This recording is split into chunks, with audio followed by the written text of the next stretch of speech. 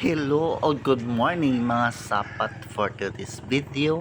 Naabot lang man ko diri sa Siargao Bridge. You see, as you can see, walay see. O diba, pagkarami o kahayag o kanindot sa hangin diring dapita, fresh na fresh o kabalo mo mga kasapat. Hi! Ang kini nga bridge na nun siya nga daghan og afam nga nagapaabot, pero ako ang una nga naabot og sa dihang nagpaabot ko sa akong afam, wa man joy afam ni abot.